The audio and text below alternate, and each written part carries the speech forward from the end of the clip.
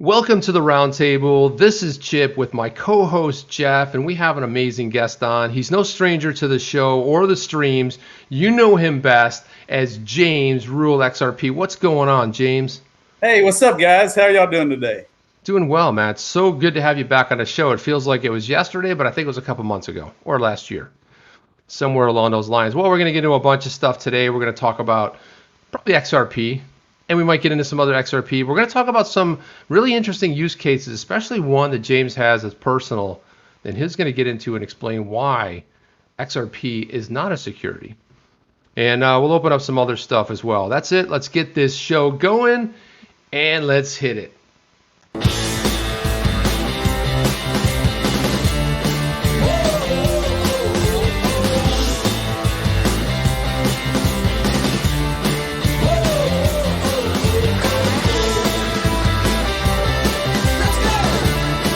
And now, the Roundtable with Jeff and Chip on the chain. And let's do this. Man. Hey. What's going on? What's up, man? Well, it's good to see everybody out there in the crypto verse. I say hello, crypto family. You know, drop where you're from down in there. We always like to see. There's always somebody's from some country we are yet to experience, which is really awesome. But James, what a crazy week. You've been putting out some pretty cool stuff on Twitter. As always, you're one of the top researchers. You got one of the fastest growing YouTube channels. If you guys don't know him, that will drop the link in there. You can click below in the description. I don't know how you don't know him, but let's suppose you don't. But click over and sub to his channel because he puts out usually 1 or 2 videos a day. Is that about right? Do I usually see? That's pretty close. That's pretty close, man. Yeah, and it's all and I like too. You put a lot of variety stuff, which I think is the flavor of life. You know, I mean, it is a heavy XRP focus because a lot of people don't know this, James. But you shared this with us on Twitter, and tell us a little bit about that. All right, yeah, this is real. I mean, I live in Texas, and we can get personalized plates. Last year, I was working at a refinery in Orange, Texas, which is in southeast Texas down near the coast. And I was working. I was an operator at one of the plants, and I was playing around on the computer, and I was looking at myplates.com in Texas.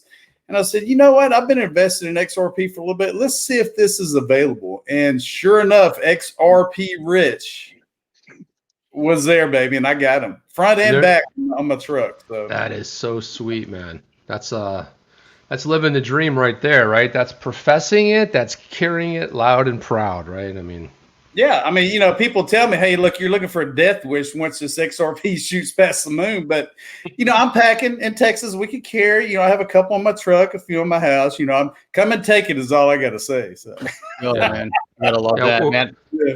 You can't believe, hey, talking about that, I went to the range today, and I've been trying to figure out how much ammunition is in XRP right now, but I'm shocked at the cost. Oh my God, it's ridiculous. It's 72 cents at the range right now, 72 cents a round.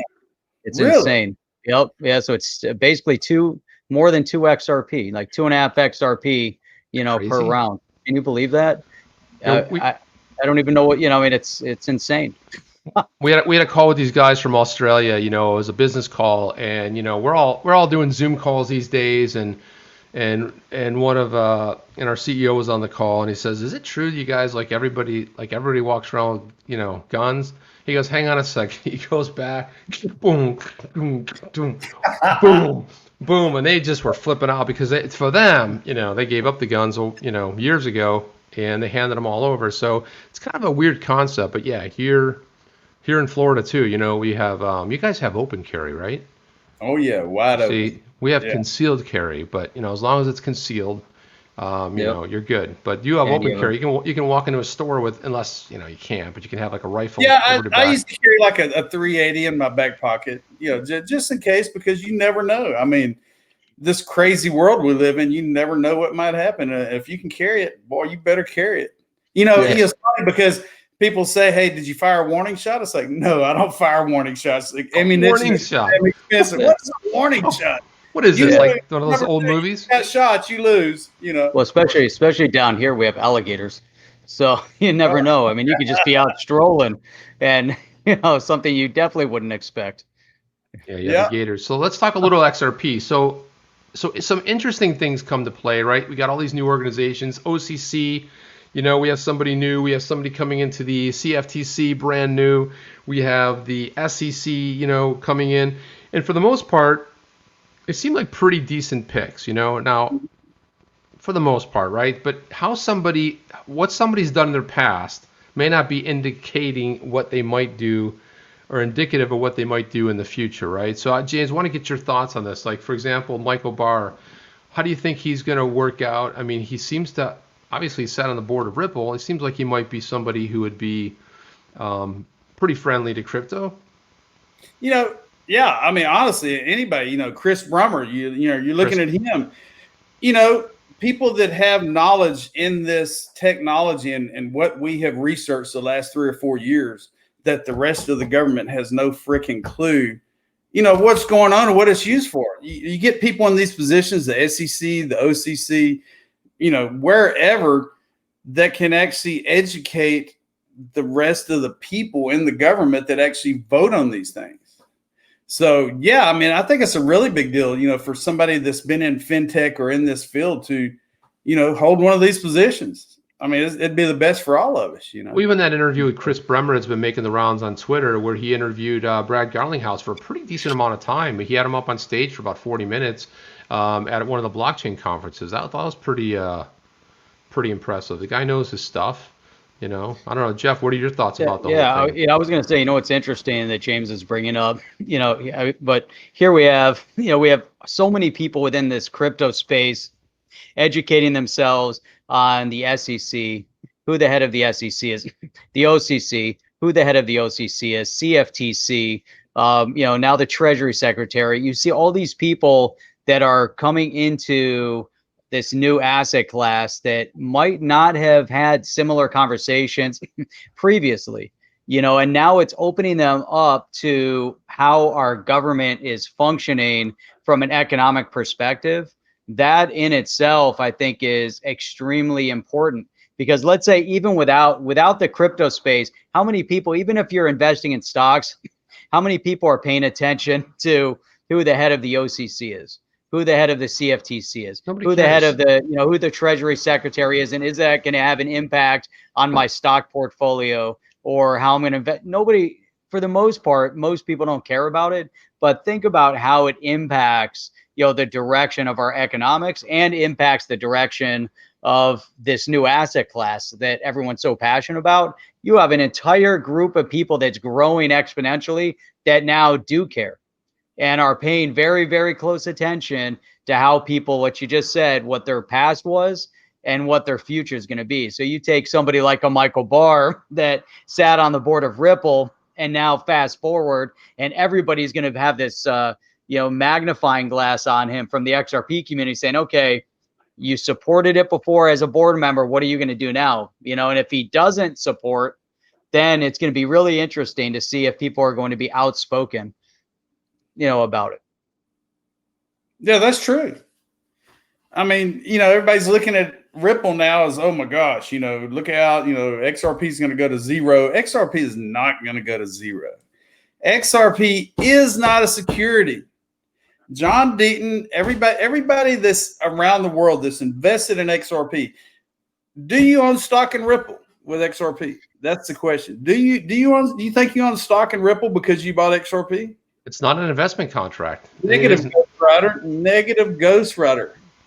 These exchanges around the world decided to start selling the digital currency XRP, and that's where we bought it from. We didn't buy it directly from Ripple. So right, even Ripple on the even them selling on the over the counter, they were still using a third party, right? They're not doing it. And even the escrow's locked up in something that they don't control. So it's, I think ultimately JP Theriot from Uphold, he put out that tweet early days saying, is it possible for something to transform a digital asset that could have been one thing and it could have transformed into another one? And I think he's probably the most right as far as, could it have been a security at one point and unregistered and potentially sold, but then it's sort of like transformed into something else where it was a digital currency, because at one time it wasn't really decentralized. It was a centralized type of an asset. But again, does it hit all parts of the Howey test? And, the Howey test is pretty rough. Michael Arrington has been really vocal about this recently, talking about the fact that that this Howey test is so outdated on Orange Grove, right? I mean, we've gone so far into the future with digital assets and everything else, and we're still trying to make everything fit in this box over here. And he's absolutely 100% spot on. I mean, he's asking a lot of questions, but I like Arrington a lot because I think he challenges the status quo in a way that, where you're asking questions about it and saying, hey, could it be this? And why would it be like this? And why do we continually still have a Howey test from 1946? What about the exchange, regulations from 1933, 34? Come on, man. I mean, seriously? You want to talk about lame? I mean, with the capital L, it's just completely outdated. I mean, where am I going wrong here, James? I mean, what do we need to look at and drill down on this thing? Well, the Howey test is old school, just like Swift. Swift in the 70s. And XRP, the XRP ledger, and I might as well go and say it. I'm an XRP Maxi. I'm not going to lie to you, but I do not have anything against, Bitcoin, Ethereum, and all the other cryptos. That's the way I'm different. I'm not telling you can only buy XRP, or I can't even tell you that. I'm not a financial advisor. I'm a cryptocurrency teacher, people. I didn't tell you to buy XRP. You bought XRP because you did your research, right? Yeah. So DYOR, do your own research. Do your own dang research. But and in crypto, there's no such thing as a stupid question unless you ask me 4 or 5 times. Okay, so but where were we? I done lost track of. Well, there's no stupid questions, but I thought this might be pretty good too because this came up this week, and I was kind of surprised how a lot of people. You had tweeted this out this week. Let me put this on there. So Soulja Boy, who's been really kind of a BTC Maxi, came out and said, "Hey, how do I purchase XRP?" And a lot of people laughed and joked around. David Gokhshtein put out a good one that said, "Hey, instead of laughing, why not educate the man on how to do it?" And he was just having a simple sort of an error.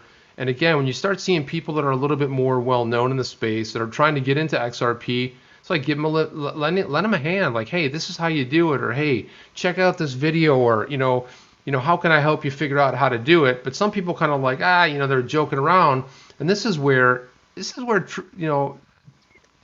crypto Twitter can turn into a cesspool really fast, right? Because everyone has an opinion hiding behind a pseudonym or whatever. They're not stupid enough to use their own names, like some people in the space. And I'm not going to name anybody, but sometimes some people will do that because they got in really early. But, I really thought that, this is a really good teachable moment. And James, that's what you said. Let's teach people how to do it. You teach Soulja Boy how to do it, and then other people know how to do it, right? Hey, we get Soulja Boy on the show. How's that sound? I would love to get Soulja Boy on the show, and then we can. Awesome, wouldn't it? That would be pretty damn awesome. You talking about getting it out there? What gets me? I have so many people follow me on Twitter, and every once in a while I'll go back. You know how you are. You backtrack and see who's famous that follows me or where. And I have rap stars follow me. I have producers, movie producers, and everything. I don't brag about it, but there's a lot of people out there that are big time that are investing in XRP. Exactly. You and I are big time because once this shoots past the moon, we're all going to be the new 1%ers of the world. But just like the Pomps and everybody else, they always bash Ripple. I bet they have some bags of XRP. What do y'all think? Yeah, I think. I mean, you look at some of the statements out of Japan, and you really have to look. To see the direction that things are moving in. And, with what's going on with the SEC over here, there's obviously a little concern about, what's happening. And over in Japan, they're watching, every move, yet, there's the big statements coming out of the FSA is that, they don't really have any anticipation to make any adjustments. But one of the statements that did come out of there, which I think it's really, really relevant that that people in Japan, as they were investing in XRP, their expectation or anticipation, I should say, not expectation, but their anticipation is that XRP would follow in the footsteps of a Bitcoin, and that, and so here it says, from a marketing perspective, that and here's a statement from an article from CoinDesk, quoting, some of these that they had interviewed that are involved with SBI. They said XRP was uniquely marketed as a remittance instrument, and people on the internet, mainly those who frequently use Twitter, purchased XRP believing it would be the next Bitcoin. But the reason why that's so vital in Japan, and why it's also vital to this whole court case with the SEC, is because people in the US also did the same thing, and people all over the world, they're watching Bitcoin. Bitcoin goes to 20,000, Bitcoin goes to 40,000. You're looking at Ethereum, and now there's discussion over Ethereum going to 10,000. Right now it's at 1,300. They're talking about, can it go to 2,000 or 3,000? Then you look at the other digital assets. Had it not been for this case, SEC v. Ripple, which, brought in this whole idea of XRP being a security, we saw XRP already going to 60 cents. We might be sitting at $1 plus on XRP right now, because as you see the whole market moving forward, then XRP was naturally moving that direction also, because people are speculating in the market. People are speculating that Bitcoin is going to be 100,000. JP Morgan speculated that Bitcoin is going to be 150,000. So as this market is, tied up still in speculation, knowing that the future is digital asset, this is, obviously the direction things are moving in. Now the SEC might, has other ideas of what's going on, and we don't know what's going on behind the scenes. And here's what's interesting, to get some feedback and comment on this.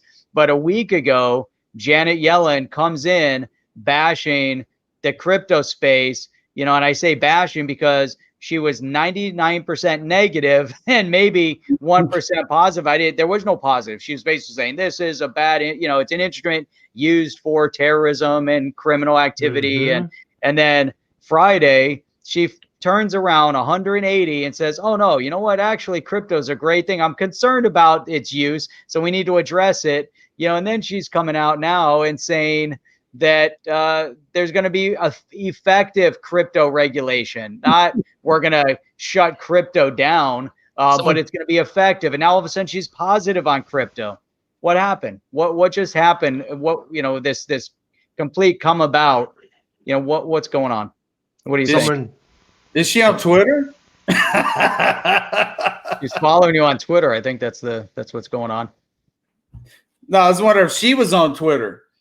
She's catching all this news, and just the Twitter community, the social media is so big.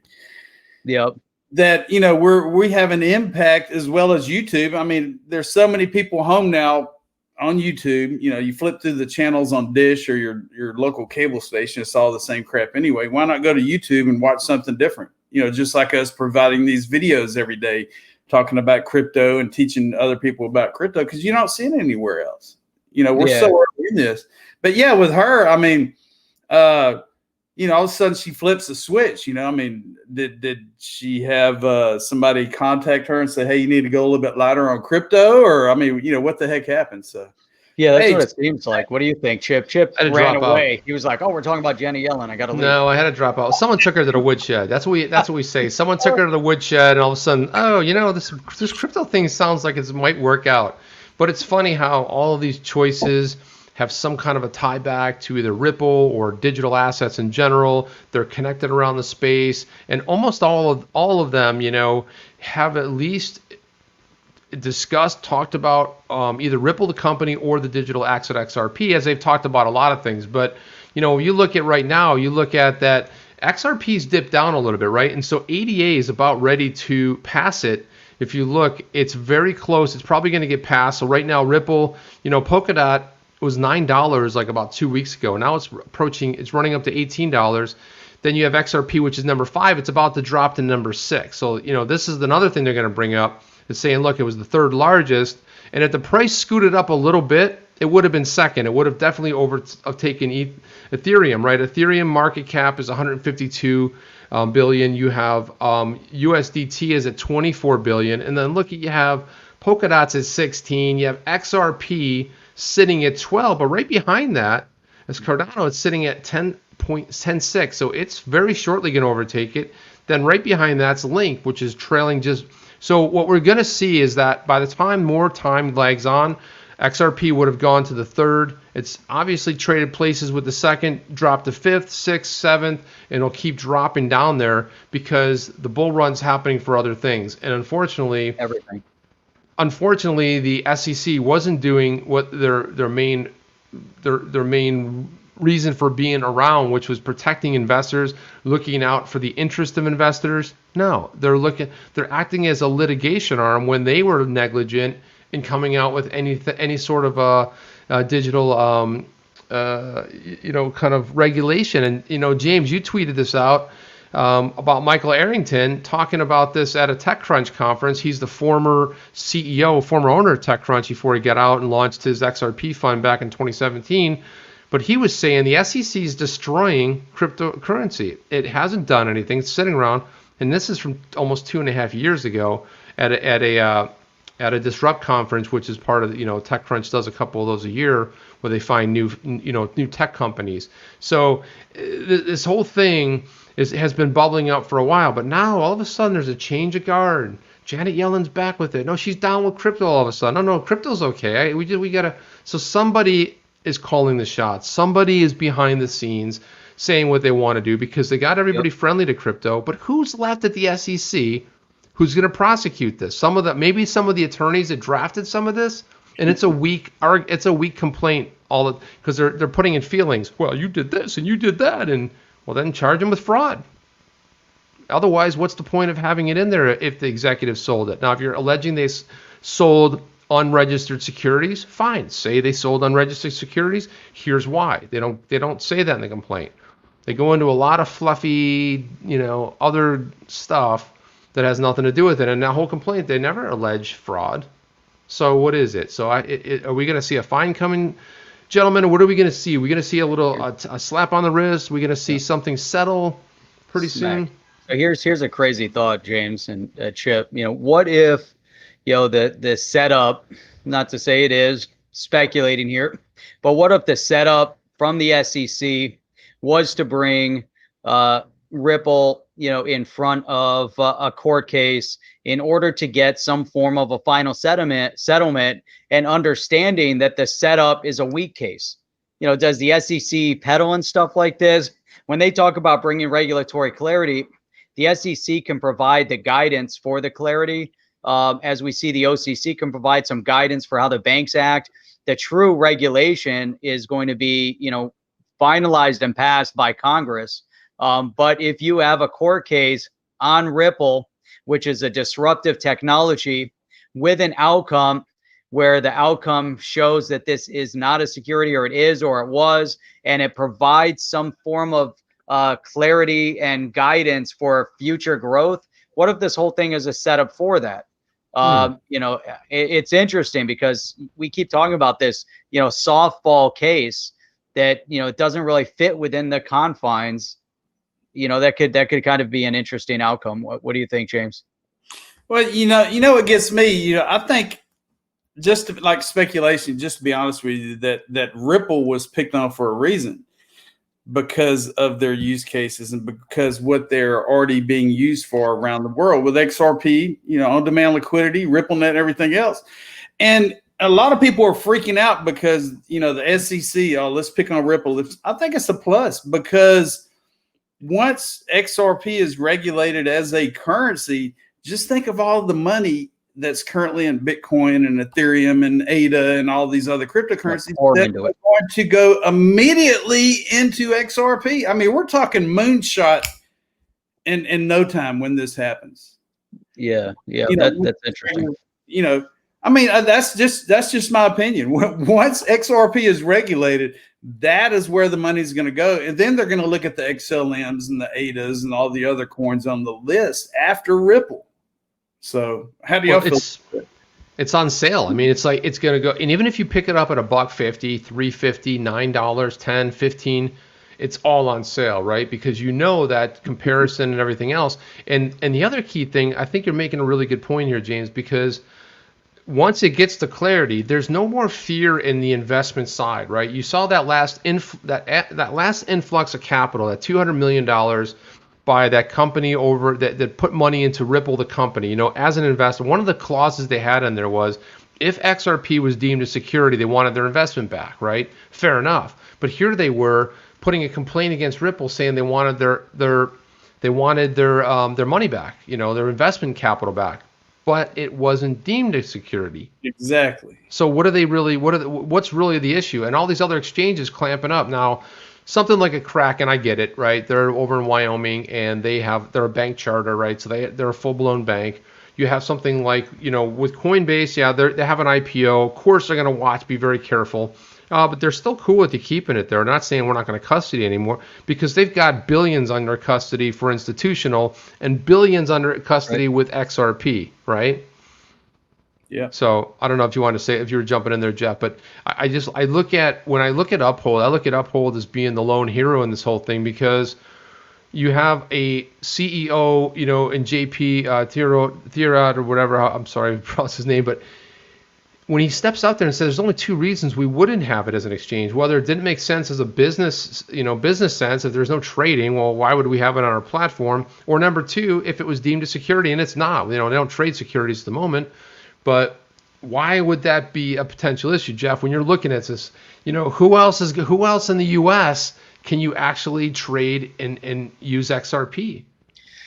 No, I think you're right. You know, Uphold is definitely taking an aggressive stance on it, and it's aggressive because you see the others are going the other way and taking a weak stance on it. But their weak stance, as you said, makes sense. Coinbase has to do things 100% without stepping out of line, you know. So if they want to get, you know, full, you know, IPO status, they have to do what the SEC wants. They don't want to cross the SEC in any way, shape, or form to jeopardize their IPO.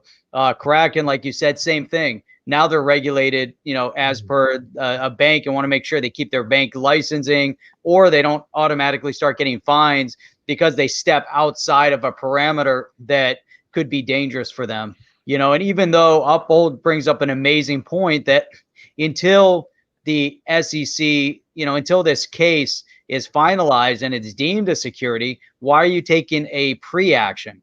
Because right now there's only an accusation from the SEC is saying that 7 years ago, they believe they were selling an unregistered security, you know, starting at that point. So Uphold's taking a very, actually, maybe it's not aggressive, it's just a very normal stance, you know, in the grander scheme of things. And they're saying, so what? You have your bank license. Why would you pay? Why would you be penalized? As soon as they come out and finalize the court case and say, hey, by the way, this is a security, then you can retract, right? And then they're going to give all the exchanges a buffer and say, okay, it's a security. Now you have X amount of days, X amount of months to cure. But why would you respond ahead of time? What do you think, James?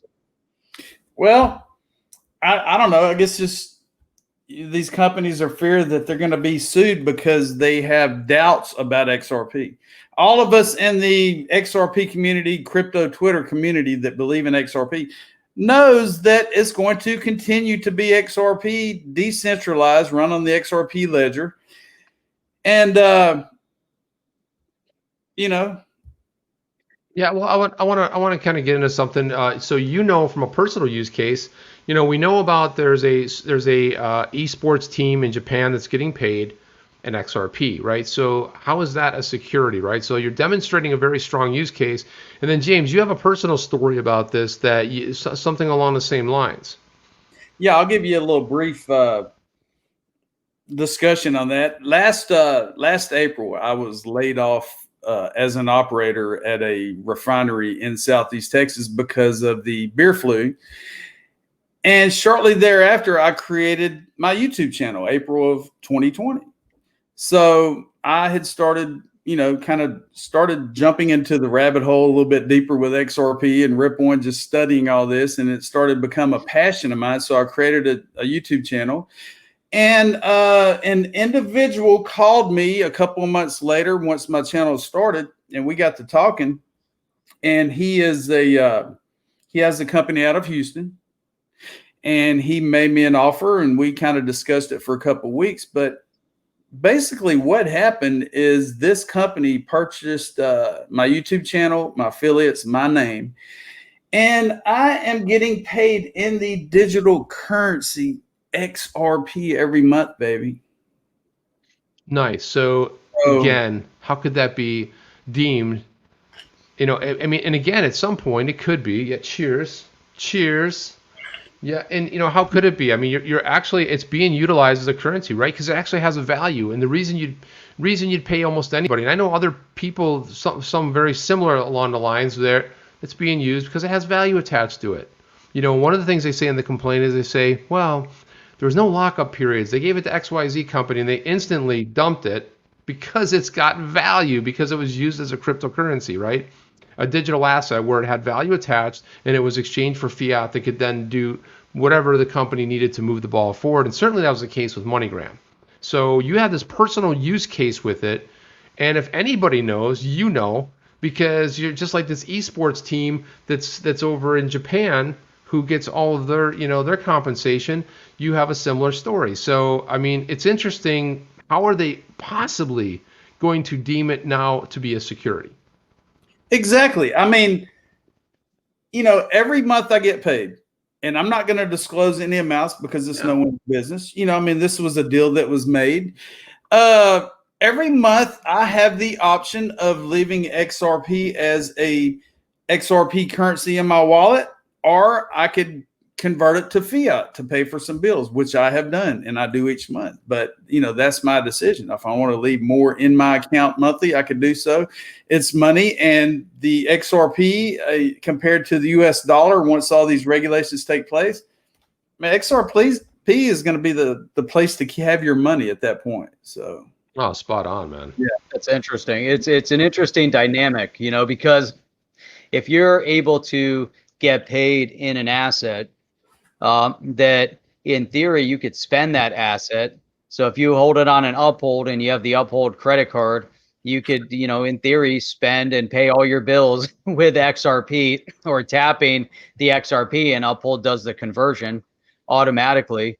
You know, it'd be similar, you know, to, you know, shopping overseas and you have a US dollar credit card and they're doing the automatic conversion into pounds or wherever you're traveling to. Here you have an XRP account and Uphold is converting into dollars. You know, I mean, it's, you know, there's going to be an exchange conversion, you know, based on the exchange rate. So it makes it obviously a currency at that point. You know, you can't get paid in Amazon stock and say, oh, you know, I'm going to attach my credit card to my Amazon stock and I'm going to start spending my Amazon stock. And there's going to be an automatic conversion. It just doesn't exist. You know, so I think that is a very, very important variable. And the other thing is, imagine if you're getting paid in Bitcoin and, you know, as the Bitcoin has bigger, you know, volatility in fluctuation, I mean, it'd be great to get paid in it, but you would almost, you know, have to make a determination and say, are people bearish on it because it's 40 today, tomorrow it could be 20, and I just lost half. You know, with XRP, which is interesting, has very little volatility. You know, once it typically with, you know, outside of this SEC situation with XRP, it has very small, you know, movements, you know, typically, you know, and as it, if it was going up with the market, it would also have very, you know, low volatility. It kind of hits that point. You know, what are your thoughts on that? Well, you know, at the price it's at now, and the pretty much, I call it the Kmart blue light special. If you're old enough to remember Kmart and the blue lights, you remember that shit? But I think I might. I mean, at the price now, and the you know, as green as XRP is, as green as the XRP ledger is, and, you know, you don't have to mine XRP. 100 billion XRP have been created, and there will never be any more. So, you know, we're already efficient there. I don't know. I mean, I think that XRP, just in my honest opinion, I mean, I'm not going to be a maximalist about it, but it's the digital currency to be in right now. And there you go. You know, a week ago, I went to Walmart and you were talking about the Uphold card. I used my Uphold card and I bought $50 worth of, you know, paper towels and coffee and different things. And I posted that on Twitter, and everybody had a fit. They said, I'm the next pizza guy. They said, I'm going to be the Walmart grocery XRP guy here in the next couple of years. Hey, I'm fine with that, because that's the choice I made. If I get paid in XRP every month and I want to pay my bills, I have to pay my bills. So, like they were saying, you can't, pay your bills with an Amazon stock or a stock. So XRP is the currency, baby. Go to Travala.com and you could order your airfare and your hotels on Travala.com with XRP. Really? There's a car dealership in Dallas, Texas that accepts cryptocurrency for nice cars, Bugattis, Lambos, different, high class cars. But I mean, just look around. XRP for payments is already happening, and it's going to continue to happen. Well, the other thing I think that's really key here is the fact that when you're talking about use cases, the use cases keeps expanding for XRP, right? So you have Flare, you have the Spark token, and how you can basically earn. There's so much exciting stuff going on with Flare. I think that's going to be probably one of the biggest things that come out, and it's going to just sweep way past what Ethereum even thought about in the DeFi space. And then we got this headline here: XRP and Flare token holders primed for yet another airdrop. And this has to do with the get out of here. What is this with this ad? Oh, good Lord. Perfect. Yeah, well, actually checking out your ads. Nice. Yeah, so XRP. So this has to do with the what is this? The DAO. What is this? Where? Oh, good. I had it in here. There's a couple of them coming, Chip. I think there's a couple more airdrops coming on XRP. Yeah, there's a couple of them coming. So yes, 2 airdrops. The first XRP was where you receive the FLR, then the X1. And so there's a bunch of stuff. This is it right here, the DAO Flare, which is the DFLR tokens, remain worthless until they're swapped into another token called the Yield Flare, which is the YFLR, and that's the native token of Flare Finance. So, a lot of people are like really confused. They're like, I don't know. I've noticed a lot of people reaching out saying, hey, I need some help. James, I know you put out a pretty cool video early days explaining what this is all about. I know Mickey B. Fresh put out a nice one that kind of explained the whole DeFi nature of how this is going to go. I think you don't put the cart before the horse. Be patient. A lot of it's being worked on.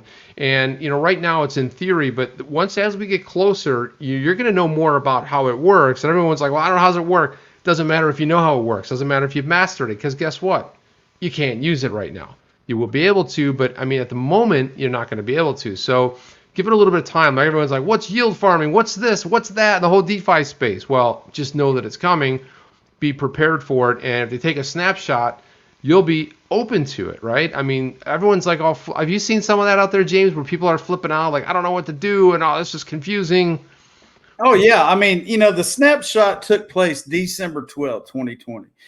And if you had your XRP on a supporting wallet or a supporting exchange, you received the snapshot to receive these Spark, Flare, FLR tokens, which are going to be distributed, first, second quarter of this year? Yeah. 15 cent, 15%. Yeah, and a lot of people are getting confused because right now, BitTrue, there are Flare IOUs. So they're kind of manipulating a price of Flare right now on BitTrue. And a lot of people are thinking that the Flare token has been distributed. So they're like, that's right. Hey, where's my Flare? I said, it hasn't happened yet.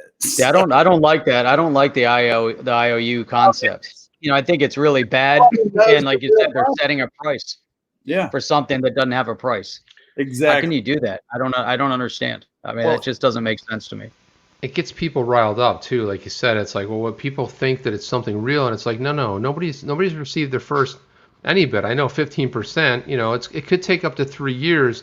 But one of the things that I see with Flare is that it's very complex in a lot of ways, but they're putting a lot of thought behind it. What most people don't know, before we even heard of Flare, I remember covering it in videos maybe 9 months or a year ago when they started floating what it was. But what you don't realize is it's a very complex what needs to be worked and has to be done. They got a roadmap of things they need to complete. And if they came out and said, well, 3 years from now, we're going to start doing an airdrop. No. They're going to, as they're building it, they're building the airplane as they're flying it, right? They're working on it, and then they're kind of distributing at the same time. And this is because the project has it's pretty complex. But the whole DeFi space, the yield farming, all the stuff that's going into it is all coming. And then all of a sudden they put Litecoin involved in that too. So you're starting to see that okay, this has gone beyond XRP, but it's using XRP, potentially Litecoin, and Ethereum having that sort of interoperability with Ethereum smart contracts. This is the grand scale. So this much the same way. This is the way I look at it. That I see XRP as Bitcoin 2.0. I look at this whole Flare space as Ethereum 2.0. Right? It's the next evolutionary step where you have to have setups for it goes beyond simple smart contracts, right? Especially when you start getting into the DeFi area.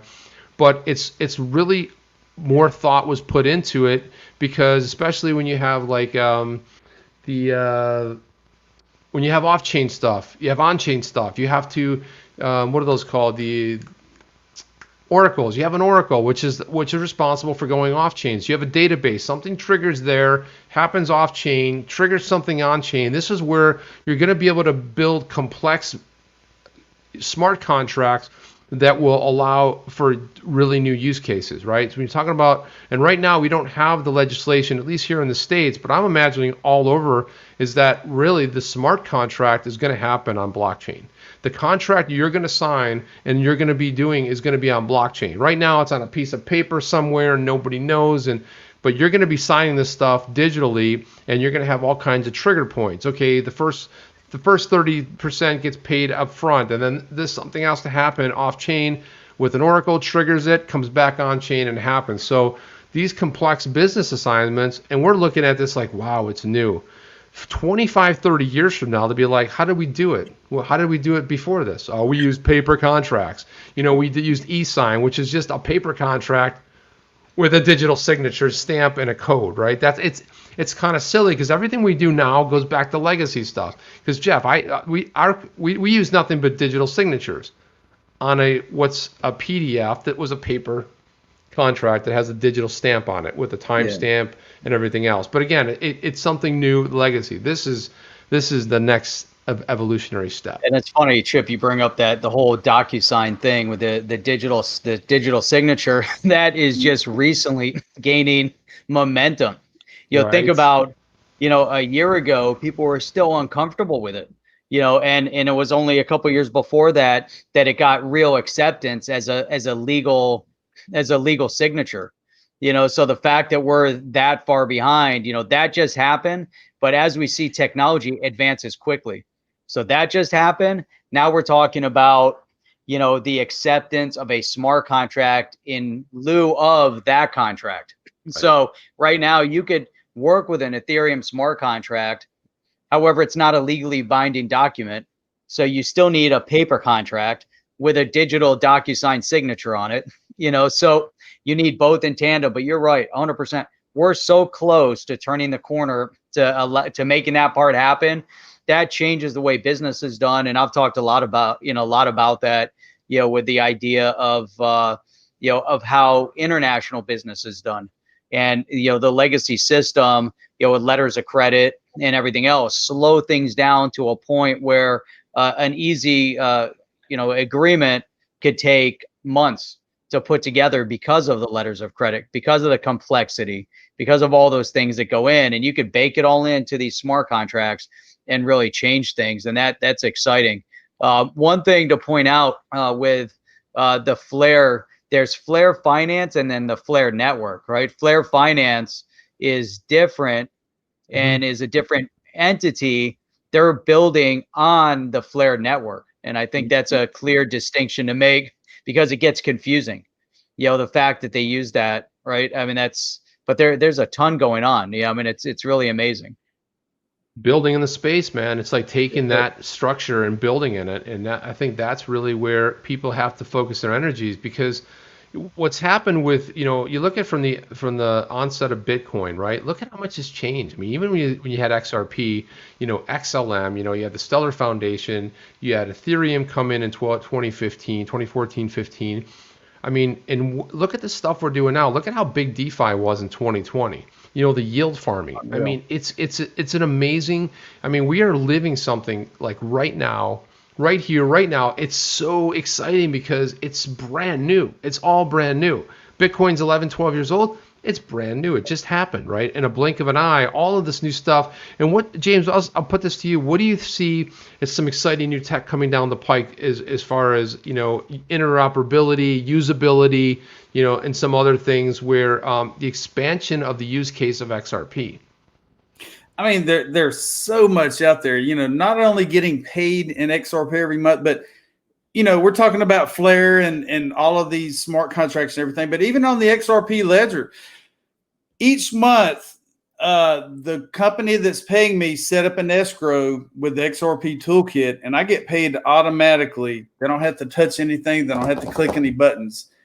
I'm paid every month out of escrow from this company. That's amazing, dude. That is unreal. That's using the technology. Just like paying your bills today. How many people use checks? They have a thing with banks now where if you still want to write checks, you just take a picture of the check. Janet Yellen uses checks, just letting you know. Oh yeah, she does that every day. But I mean, they've said that all the money is going to run on the XRP ledger. Tokenization. You're looking at tokenized real estate. You're looking at derivatives, which we haven't even hardly cut into in this space. That's right. The derivatives market. If you look at that, all the money in the world visualization. I can't think of it. They presented it May of 2020.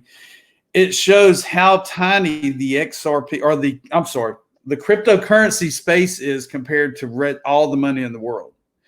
And once all not tokenized assets and real estate and everything start funneling into this ecosystem, I think we're going to look at,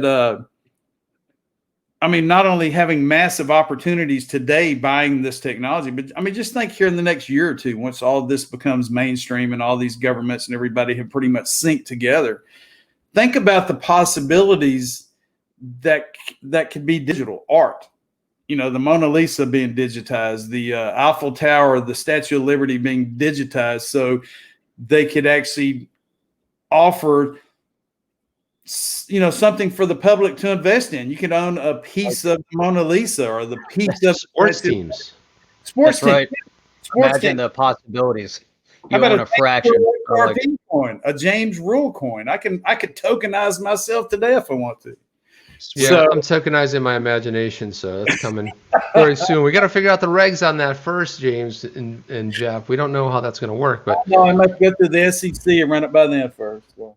And then the Yeti coin too. That's something else. That's once you tokenize yourself, then you're selling a security. I know. Damn. But it's my imagination. That's not really myself, really, Jay. It's like imaginative. It'll be an NFT, photos of my brain. Right, but that's what Sologenic is working on, right? They're talking about tokenizing securities. So if you can work on the tokenization of a security, you can tokenize an individual or tokenize the company, or you can tokenize a sports team. You can tokenize art, because if you tokenize art, that's not a security, because now you're owning a fraction of that artwork, and so real estate, if you're tokenizing real estate, are you investing in a security at that point, or are you investing? You own a part of that real estate. Mm-hmm. You have a contract. So you just have 1,000 people that own the real estate instead of one person or a small group of people. You're right. The options are endless. The idea of the decentralization aspect of it is even more appealing, because if you put it into a decentralized framework, it takes out the fraud and corruption element. Because now you don't have an overseer that has ultimate control of what's happening. It changes everything. I think the governments are trying to wrap their heads around it because they see CBDCs coming. They also realize as they try to make CBDCs centralized, there's all these other things that are coming at them.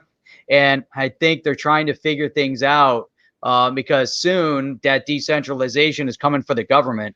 Because we're going to regulate the ebb and flow of the purse that the government gets to spend from.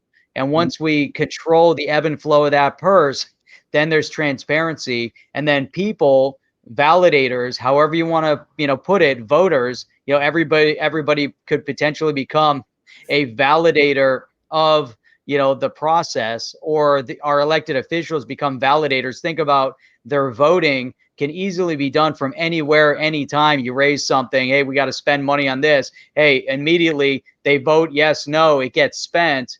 But now there's transparency and all that. Now there's accountability, and then the people, because those representatives are now accountable to the people, and we see their votes in real time, constantly moving. And maybe, it could change the whole fabric of how society operates. Who knows? I'm thinking, 25, 50 years down the road, Yeah, changes. There won't be much pushback on that, Jeff. I mean, I'm sure government's going to be like, they can't wait to be involved in like tracking and seeing what's going on. No. They want to track you. They want to know what are you up to and spending your money, right? They get the premier health club of the world, but don't worry about that. You're worth $600. I'll give you $600. What the hell? Don't spend it all in one place, pal. This is where they're going. So you're right. You're not going to be able to put the genie back in the bottle. You cannot stop what's about to happen. But that's part of the problem, is that they're going to be the last ones to know. They'll be the last ones. And I'm talking about all the government officials all around the world. They're going to be the last ones to know. They're still over there with the, procedural stuff, and we'll do this. And meanwhile, life is coming at you fast. Got to be careful. It comes at you real fast. You got to pay attention. Blink, you might miss something. So that's where we're at in 2021, which is marginally, I don't know, it's debatable if it's any better than 2020 or it's just a continuation. I mean, it's hard to say. I mean, we're only a month into it, but I mean, a lot of people are like, I don't know, man. No one's missing 2020. Let's put it that way. No one's like, oh, I can't wait to get back to, to go back in a time machine. Although if you were to go back in a time machine, I'd probably have a couple things I might spend my time in. Yeah. Not going to get into it, but there might be some things you might want to like, put a little time here, a little time there. You might figure some stuff out, right? But I was going to say something, but let's not get into that. It's a whole thing. It's a whole other thing, but Who knows? But I wanted to talk about this, Jeff, because I think this is really key. And James, I don't know if you're registered yet, but we have something really cool coming out. We have our very first on the chain blockchain meetup, and that is going to happen next Sunday at 10 a.m. Eastern time, New York and Miami time. We did it early enough. I know if you're on the West Coast, it's later. Like for James, for you, it's going to start at 9 a.m. Central Time. Right. Mountain Time, it'll be 8, and then of course it's going to be, really early, 7. Yeah, but the reason we did it earlier, Jeff and I, we have so many friends from all over the world that watch the show, that we wanted to make sure you could at least participate, right, and be involved in it. So, Jeff, I don't know if you want to say a couple things about this I meetup. think that's great. James, if you're able to make it for that meetup, I think it'd be outstanding. We could, what we're doing, which is a little bit unique, we have Crypto Eddie as one of our special guests on this one. We're going to make this a regular occurrence. This is our first rollout. As we bring in, some of our guests, we are also able to allot for a little bit of limited time to speak. So maybe that's something we can talk to you about to give you a little bit of speaking time at the event. But really, it's all about those that are attending to have an actual virtual meetup for the communities to get to know each other. And that's what's exciting about it. So we're 1 week away from it. We're fired up. We think it's going to be outstanding. And it's free. And it's that's the other part. It's free. Make sure you check out the link below and register today. We're getting the registrations coming in, and it's going to be great. It's going to be a great event. Yeah, and the cool thing about it is everyone says, well, what is it going to be? I mean, why it's different, and first of all, it's not going to be broadcast anywhere. We're not broadcasting it. This is a meetup. If let's just say like we were in Miami and we were in South Beach, we said, hey, let's all meet up at this awesome, pub or bar, and everybody just would start showing up. This is much like that, where you sit down at a table and start talking to somebody. These are very one-on-one type of things. You're not going to be in there with 300 people on Zoom. You're going to sit down. It's going to be friendly. There'll only be a few people you can meet, and you leave that table. It's a digital table, and then you move and you go like, hey, let me check this one out. You go in there and say hello. You start talking to people, and it's a true meetup. And if you want to bring your favorite beverage, you can bring some Death Wish coffee. The idea is let's meet each other, because we're always in the chat together. We're hanging out together. We're on Twitter together. This is a way for us to meet face to face. If you don't feel comfortable putting your camera on, I get it, but just if you're not using your real name, we don't know who you are anyway, so why not, and some of you may not feel comfortable 100% speaking English because, maybe you'll type it or you might be a little shy, but don't worry about that.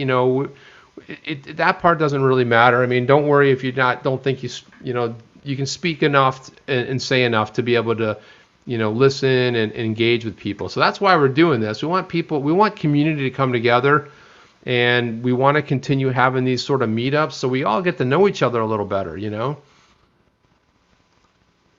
Perfect. That's it. Yeah, that's awesome, man. I mean, I'm going to sign up.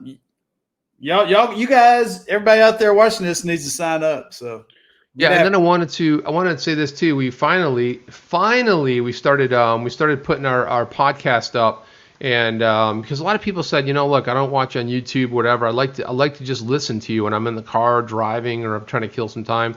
So right there, if you go to pod.co and it's on the chain, which we have the link below as well.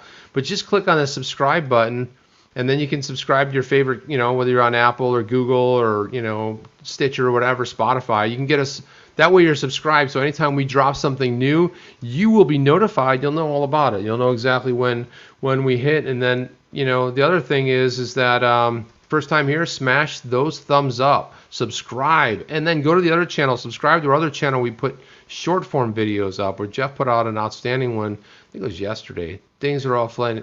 Friday morning. I got a lot of flack on that one. I said XRP to 0.